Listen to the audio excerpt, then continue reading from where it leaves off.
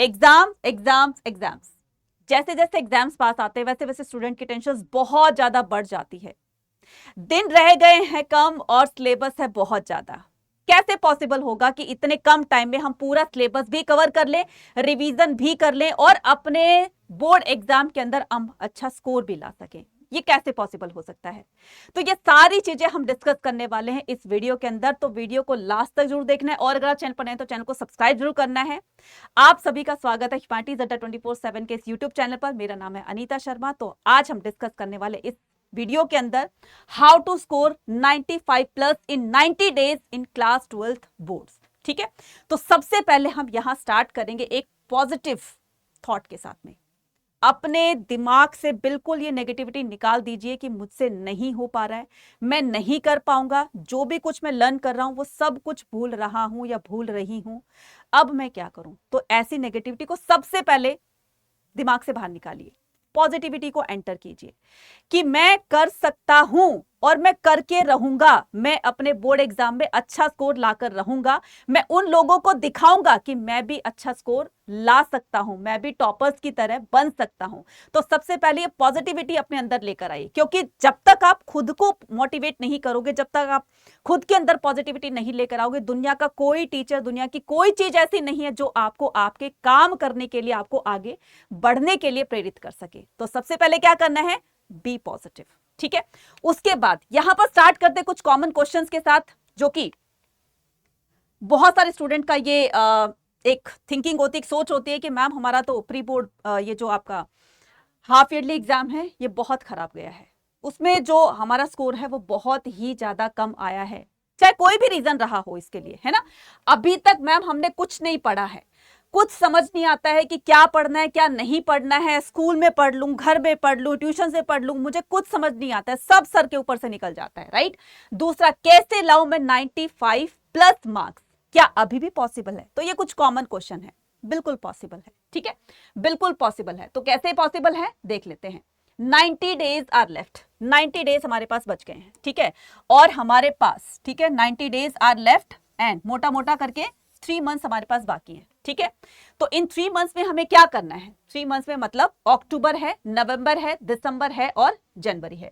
बच्चे ये 2 मंथ्स तो आप ये लगाकर चलिए कि अक्टूबर तो आपका फेस्टिवल में निकल गया, ठीक है, फेस्टिवल में निकल गया आपका। तो अब जितने दिन अक्टूबर में बचे हैं और ये नवंबर, ये 2 मंथ्स ऐसे होते हैं जहां पर आप अपने बेसिक्स क्लियर करोगे। 2 मंथ्स ऐसे हैं जहां पर आप अपने बेसिक्स क्लियर करोगे। अब बेसिक क्लियर करने के लिए आपको सबसे पहले ये काम करना है। देखो बच्चा, आप ये झूठ तो मत बोलना आपकी कि मैम हमने तो अभी तक कुछ पढ़ा ही नहीं है। कुछ तो पढ़ा होगा, कोई तो चैप्टर ऐसा लगता होगा जो आपको बहुत इजी लगता हो और वो आपको अच्छे से कंसेप्ट क्लियर भी हो गया हो, क्योंकि आधे से ज्यादा टाइम निकल चुका है। अब ये तो है नहीं कि आपने कुछ नहीं पढ़ा होगा, कुछ भी लर्न नहीं है।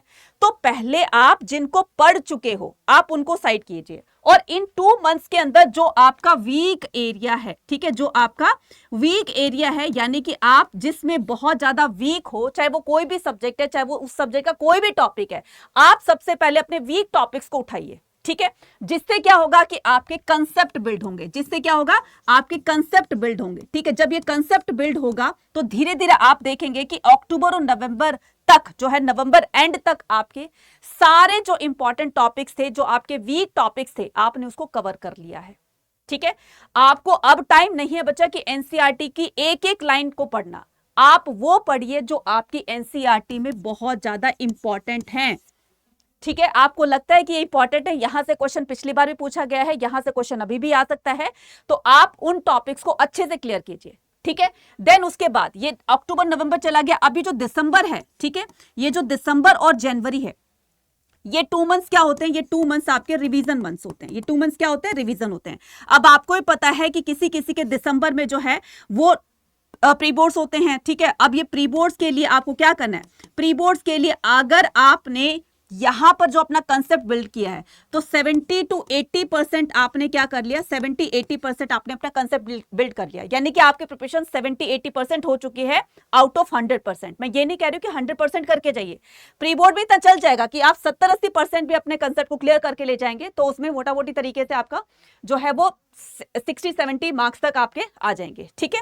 अब यहां पर जो फर्स्ट प्री बोर्ड है, मान लो आपके उसमें 60 to 70 मार्क्स आए, ठीक है। उसके बाद बाद जो आपका सेकेंड प्री बोर्ड होता है, जो आपका सेकेंड प्री बोर्ड होता है, अब उसके अंदर आपको क्या करना है, ध्यान से सुनिएगा। अब उसके अंदर आपको एक और रिवीजन लगानी है। तो यहां तक जहां 70-80% यहां क्लियर हुआ था, तो यहां पर हो सकता है सेकेंड प्री बोर्ड में आप अपना 90% कंसेप्ट क्लियर कर ले, यहां पर थोड़ा सा और अपने आप में इंप्रूवमेंट देखोगे। नेक्स्ट आता है हमारे पास क्या, दिसंबर के अंदर ही आपके दोनों प्री बोर्ड हो जाएंगे। किसी किसी का हो सकता है कि जनवरी में हो, ठीक है, एक आपका प्री बोर्ड दिसंबर में हो गया, एक आपका जनवरी में हो गया। लेकिन जनवरी में आपका एक और चीज, चलो सेकेंड प्री बोर्ड के साथ में आपके प्रैक्टिकल्स भी स्टार्ट हो जाते हैं, ठीक है, आपके प्रैक्टिकल्स भी स्टार्ट हो जाते हैं। तो आपको प्रैक्टिकल्स की भी प्रिपरेशन करनी है, उसमें भी टाइम निकलेगा, प्री बोर्ड में भी टाइम निकलेगा, है ना।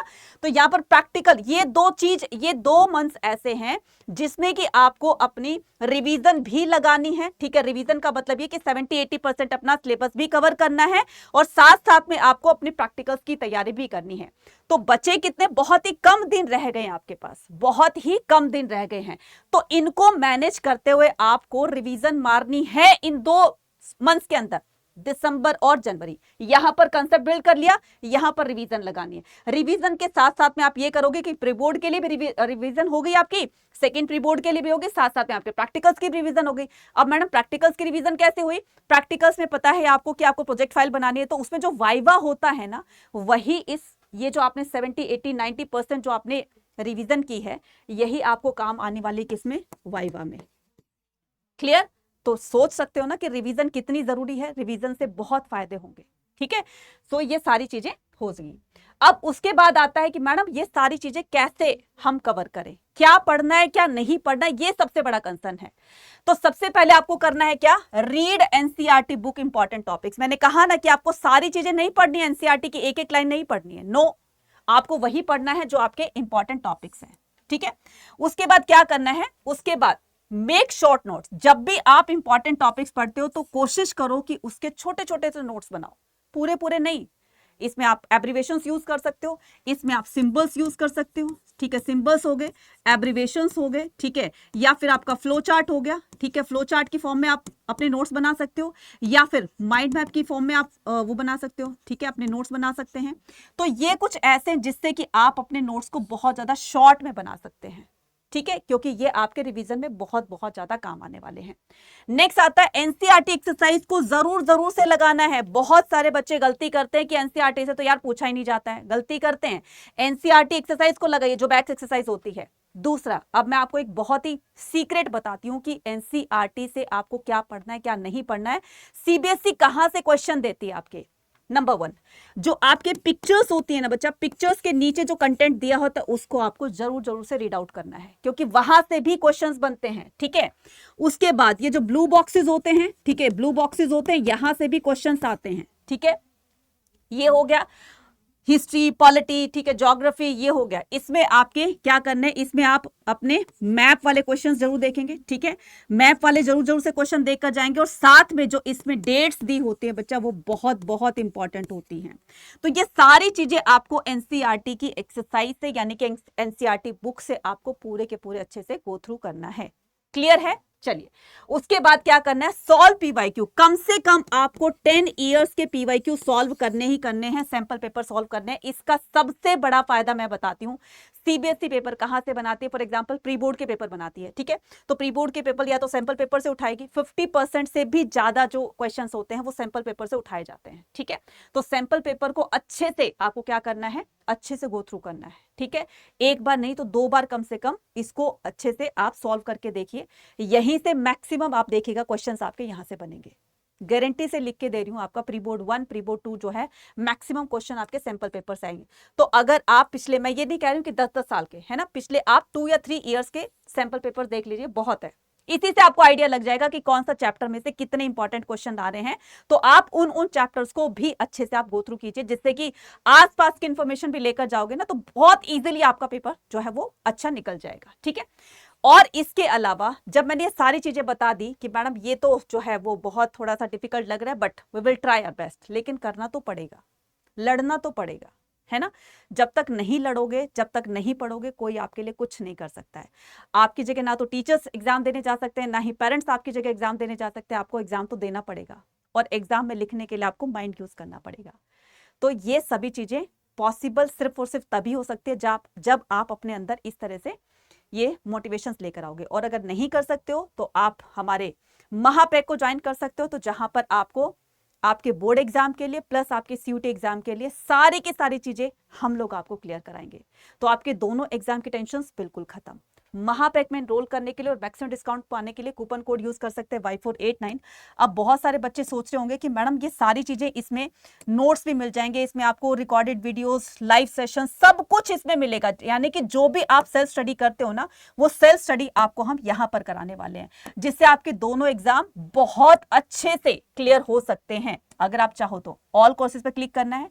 जैसे आप ऑल कोर्सेज पर क्लिक करोगे तो यहाँ पर यूजी पीजी एंट्रेंस एग्जाम दिया होगा, यहाँ पर यूजी दिया होगा, उसके बाद आर्ट्स पे हो, महापैक के हो, ठीक है। तो आपको अपनी स्ट्रीम के अकॉर्डिंग आपको क्लिक करना है। देन उसके बाद आपको क्या करना है, उसके बाद आपको उड़ान 3.0 या फिर महापैक को एनरोल कर लीजिए, क्योंकि महापैक में ऐसे सारे बैचेस जो है वो आपको फ्री ऑफ कॉस्ट मिलने वाले हैं। सभी बैचेस का एक्सेस आपको मिल जाएगा। तो आपको क्या करना है, बाय नाउ करना है। बाय नाउ पे क्लिक करके आपको क्या करना है, Y489 कूपन कोड यूज करना है, अप्लाई करना है, और यहाँ पर देखिए 30% के डिस्काउंट पर आपको ये महापैक मिल रहा है। तो इसमें सारे बैचेस का एक्सेस आपको मिल जाएगा।